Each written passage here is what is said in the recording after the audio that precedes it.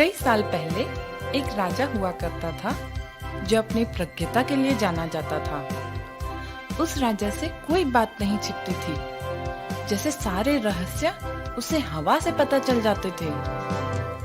लेकिन उसमें एक अजीब बात भी थी। हर रात खाने के बाद जब कोई भी नहीं रहता तो उसका एक भरोसेमंद नौकर एक खुफिया थाली ले आता था। क्योंकि राजा हमेशा वो चीज अकेले में खाता था, उस नौकर को भी नहीं पता था कि उस थाली में क्या था। राजा ऐसा कई सालों से करता था, लेकिन एक दिन नौकर उस थाली को अपने कमरे में ले गया। उसने अपने कमरे का दरवाजा बंद किया और देखा कि उस थाली में एक सफेद सांप है।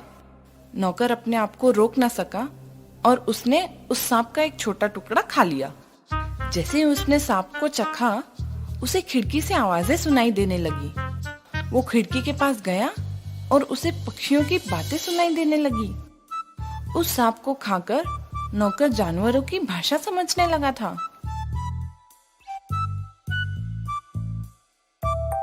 अब ऐसा हुआ कि उसी दिन रानी की सबसे सुंदर अंगूठी खो गई और सब उस भरोसेमंद नौकर पर शक करने लगे, क्योंकि सिर्फ एक वही था जिसे पूरे महल में हर जगह जाने की अनुमति थी।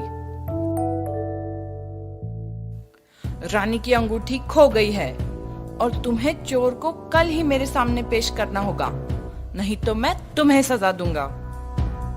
नौकर बहुत घबरा गया और वो अपने आंगन में इधर उधर घूमते हुए सोच रहा था कि इस मुश्किल से कैसे निकला जाए।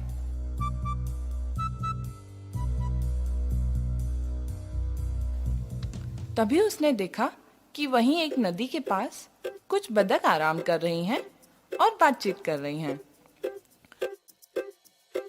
नौकर चुपचाप अपनी शक्तियों से उनकी बातें सुनने लगा। मेरा पेट बहुत भारी हो गया है। जब मैं रानी की खिड़की के बाहर दाना चुग रही थी तो जल्दी में मैंने वहां पड़ी अंगूठी भी खा ली। नौकर ने ये सुनते ही उस बतख को पकड़ लिया और बावर्ची के पास ले गया।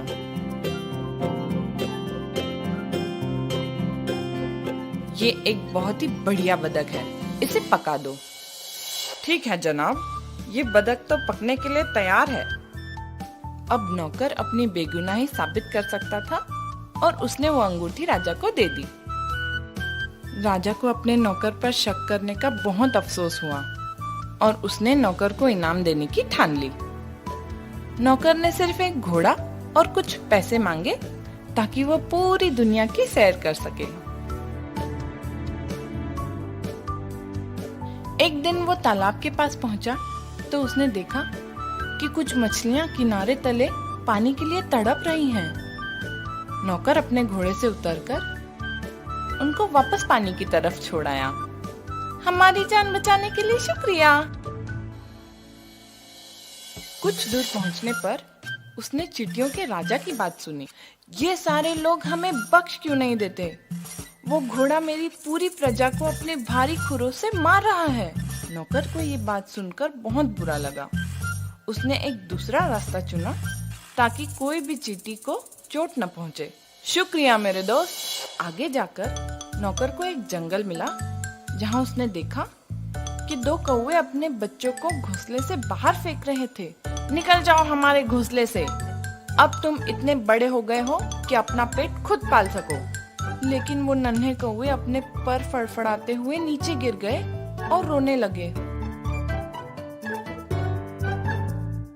हम तो उड़ भी नहीं सकते, अब हम यही भूख से मर जाएंगे। उस नौकर से ये देखा न गया और उसने अपने घोड़े को मारकर उन चूजों का पेट भरा। हम तुम्हें हमेशा याद रखेंगे दोस्त। अब नौकर पैदल चलकर एक शहर पहुंचा जो बहुत भीड़ और शोर से भरा हुआ था।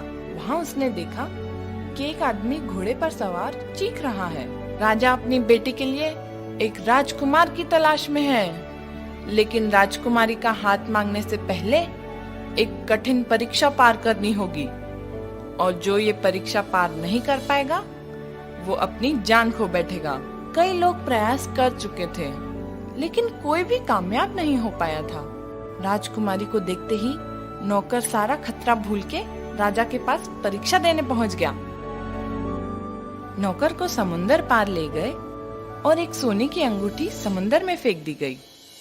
जब तक तुम उस अंगूठी को बाहर नहीं ले आते, तब तक तुम्हें हम समुंदर में फेंकते रहेंगे। सभी लोग उस नौकर की हालत पर बहुत दुखी हुए और उसे समुंदर किनारे अकेला छोड़कर चले गए।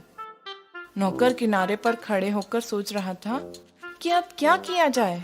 तभी उसने देखा कि 3 मछलियां उसकी ओर आ रही हैं। ये वही मछलियां थी जिनकी जान उस नौकर ने बचाई थी।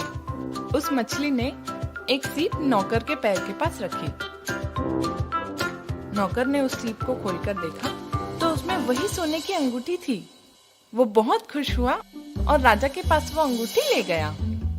लेकिन जब राजकुमारी ने देखा कि उसका होने वाला पति कोई राजकुमार नहीं बल्कि एक नौकर है, तो उसने एक और परीक्षा उस नौकर के लिए रखी।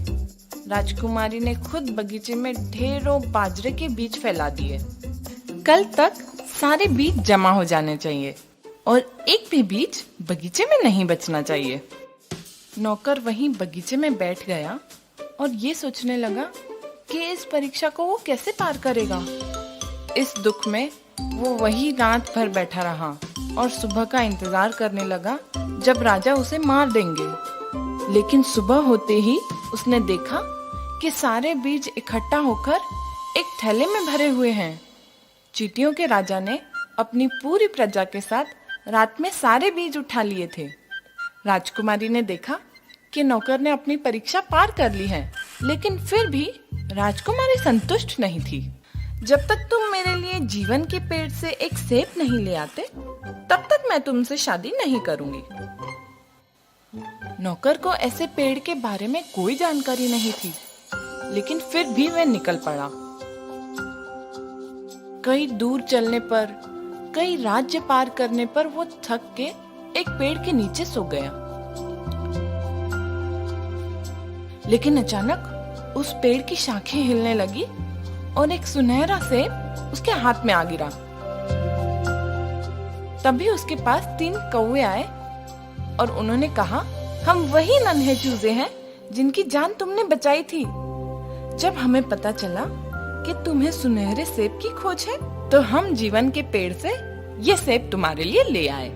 नौकर खुशी से फूला न समाया और वो सेब उसने राजकुमारी को दिया। राजकुमारी और नौकर दोनों ने मिलकर वो सेब खाया, जिससे राजकुमारी के मन में नौकर के लिए प्रेम जाग उठा।